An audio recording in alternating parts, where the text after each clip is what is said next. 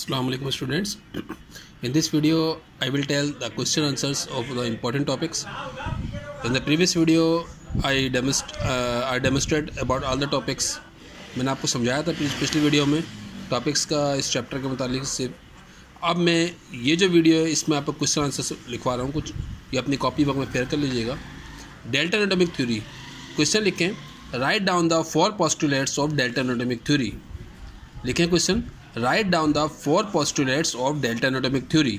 Delta anatomic theory के 4 postulates लिखें।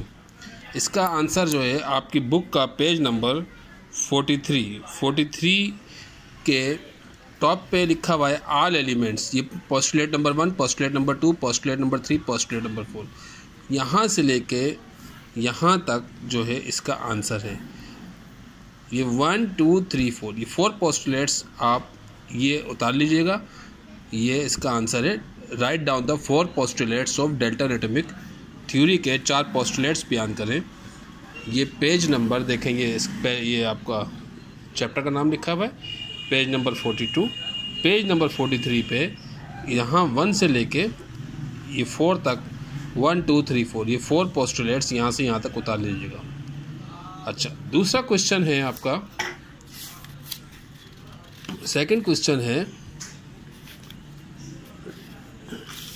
Define a short note on Rutherford atomic model. लिखे second question, define the short note on Rutherford atomic model and draw a diagram of Rutherford atomic model. इसकी diagram भी बनानी है, एक short note लिखना है, ठीक है।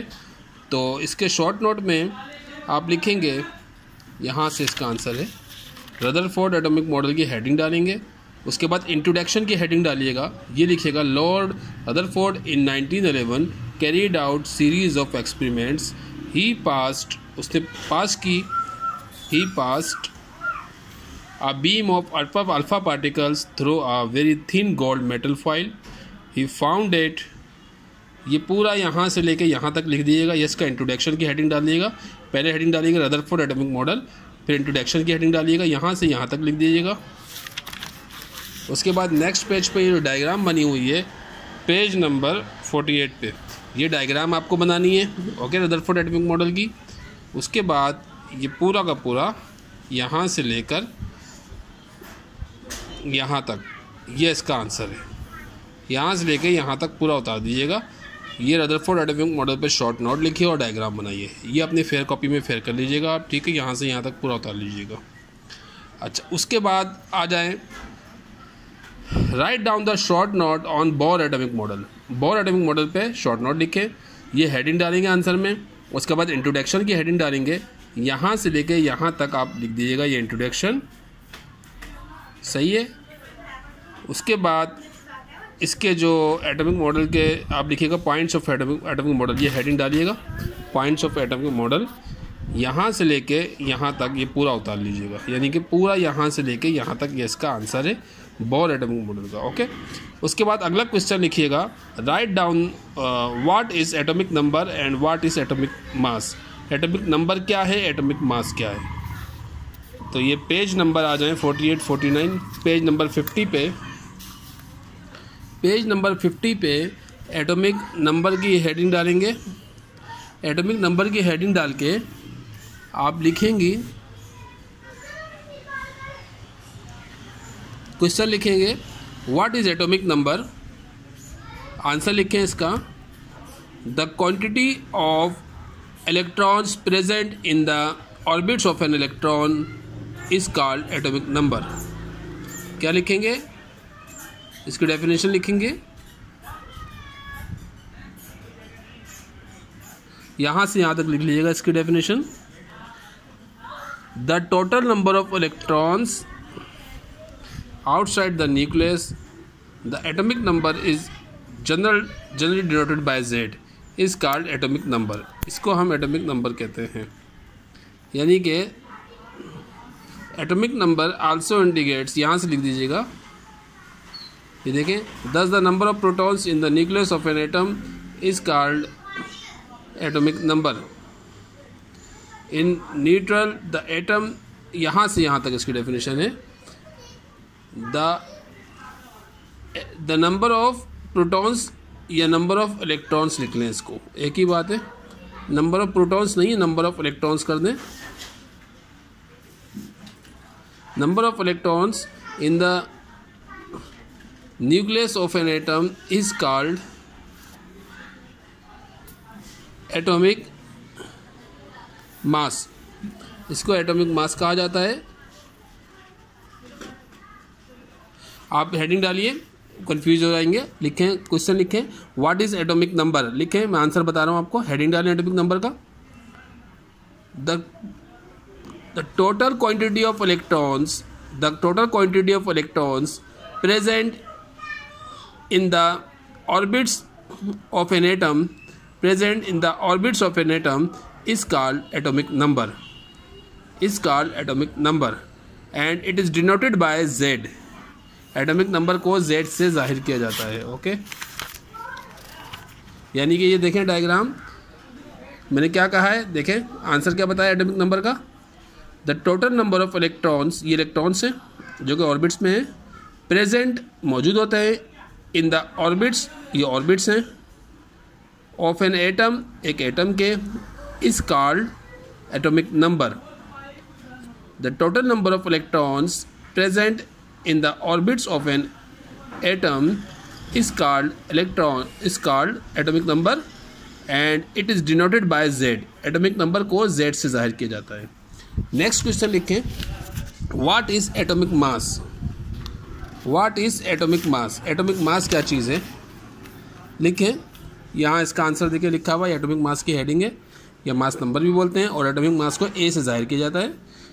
द टोटल सम या total number of the protons and neutrons, protons और न्यूट्रॉन्स की जो टोटल क्वांटिटी होती है, टोटल तादाद होती है, इन द न्यूक्लियस, न्यूक्लियस में ऑफ एन एटम, एक एटम के, इज कॉल्ड मास नंबर या एटॉमिक मास। इसे मास नंबर या एटॉमिक मास कहते हैं and it is denoted by A, इसे ए से जाहिर किया जाता है। यहाँ तक इसका आंसर है। ओके, लिखिए, मैं बता रहा हूँ, क्वेश्चन लिखिए, what is atomic mass, answer लिखिए, हेडिंग डालें atomic mass. The total number of protons and neutrons present in the nucleus of an atom, present in the nucleus of an atom is called atomic mass. देखें, ये nucleus है, इस nucleus के अंदर protons होते हैं और न्यूक्लियर और न्यूट्रॉन्स होते हैं। तो मैं डेफिनेशन क्या बता रहा हूँ एटॉमिक मास की, the total number of protons and neutrons present in the nucleus of an atom is called atomic mass and it is denoted by A, capital A. Atomic mass को capital A से जाहिर किया जाता है। Okay, atomic mass में क्या होता है कि न्यूक्लियस में मौजूद प्रोटॉन्स और न्यूट्रॉन्स की जो तादाद होती है उसको एटॉमिक मास कहते हैं, इसको ए से जाहिर किया जाता है। और एटॉमिक नंबर की डेफिनेशन क्या है, the total number of electrons present in the orbits of an atom, किसी भी एटम के ये ऑर्बिट्स जो हैं गोल गोल, इसके अंदर जो इलेक्ट्रॉन्स की जो तादाद होती है उसको एटॉमिक नंबर कहा जाता है और इसे Z से जाहिर किया जाता है। ओके, तो मैंने आपको वाज़ेह तौर पर बता दिया एटॉमिक नंबर्स का और एटॉमिक मास का। आगे आ जाए isotope. What is isotope, question लिखिए, व्हाट इज आइसोटॉप, इसका आंसर लिखिएगा। Atoms of the same element having the same atomic number, एक ऐसा एटम जिसके एटॉमिक नंबर तो सेम हो बट डिफरेंट एटॉमिक मासेस, लेकिन एटॉमिक मास मुख्तलिफ हों, इस कॉल्ड आइसोटॉप। इसको आइसोटॉप कहा जाता है। यहाँ से लेके यहाँ तक इसकी डेफिनेशन है। आइसोटॉप को हेडिंग डालिएगा। ओके, अब इसके बाद इसकी एग्जाम्पल लिख दें। ये फॉर एग्जाम्पल लिखिए, क्लोरीन एलिमेंट है is composed of 2 kinds of, बल्कि ये एग्जाम्पल नहीं लिखें, ये एग्जाम्पल लिखें। ये 3 एलिमेंट्स उतार दें। ये एग्जाम्पल है कि हाइड्रोजन एटम की, ये एग्जाम्पल की हेडिंग डाल के, एग्जाम्पल की हेडिंग डाल के ये 3 आइसोटॉप उतार दीजिए। पहला आइसोटॉप को हाइड्रोजन को प्रोटियम कहा जाता है, सेकंड दूसरा आइसोटॉप को ड्यूटेरियम कहा जाता है, तीसरा आइसोटॉप को ट्राइटियम कहा जाता है। देखिए इसके एटॉमिक नंबर इसका भी 1 है, इसका भी 1 है, इसका भी 1 है, लेकिन एटॉमिक मास सेम चेंज हो गया है। 1 है, यहाँ 2 है, यहाँ 3 है। एटॉमिक मास को ऊपर लिखा जाता है और एटॉमिक नंबर को नीचे लिखा जाता है। Atomic an element having same atomic number same है but different atomic masses different है, इज कॉल्ड आइसोटॉप्स। ओके, अगला क्वेश्चन लिखें, write down the isotopes of hydrogen, write down the isotopes of hydrogen के आइसोटॉप्स लिखें। तो आप लिखें number 1 protium, ये लिखें। नंबर 2 पे लिखें ड्यूट्रियम।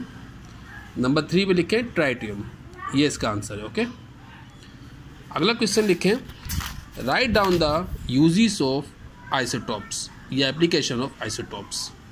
इसका आंसर जो है लिखें, नंबर 1 लिखें, आंसर नंबर हेडिंग डालें, यूजेस ऑफ आइसोटॉप्स या application of isotopes.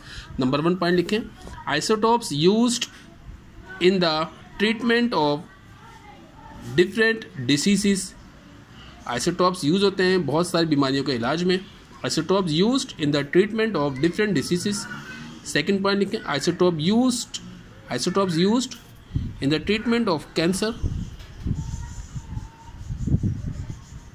Third point लिखें, isotope used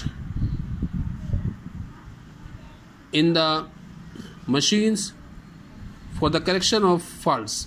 isotopes used in many machines for the correction of faults. Faults को सही करने के लिए, मुख्तलिफ फॉल्ट्स आ जाते हैं मशीनों में, उसको सही करने के लिए आइसोटॉप्स यूज़ किए जाते हैं।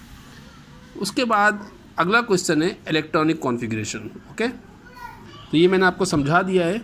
ओके, तो ये आपका चैप्टर के जो मोस्ट इंपॉर्टेंट टॉपिक्स थे ये कंप्लीट करवा दिए। इसके क्वेश्चन आंसर्स आप लिख लें फिर कॉपी में, जो मैंने बताए हैं। ये आपका राइटिंग वर्क है और मैंने इसकी डेमोस्ट्रेशन दे दी है, समझा दिया है कि एटॉमिक स्ट्रक्चर का मकसद ये है कि कोई भी चीज़, जैसे ये शैम्पू की बोतल है, ये क्या है, मॉलिक्यूल से मिलके बनी है। इसमें प्लास्टिक का आइटम है, ये प्लास्टिक की बोतल है, ये मॉलिक्यूल से मिलके बनती है। मॉलिक्यूल्स के अंदर क्या होते हैं, एटम्स होते हैं छोटे छोटे। एटम्स के अंदर क्या होते हैं, एटम्स के अंदर एक छोटा सा न्यूक्लियस होता है और उस न्यूक्लियस में क्या होते हैं, प्रोटॉन्स होते हैं। और प्रोटॉन्स पे कौन सा चार्ज होता है, पॉजिटिव। और न्यूक्लियस के बाहर जो एक खाली जगह होती है उसमें इलेक्ट्रॉन्स मूविंग हालत में होते हैं, तेज़ी से फास्ट मूविंग कर रहे होते हैं।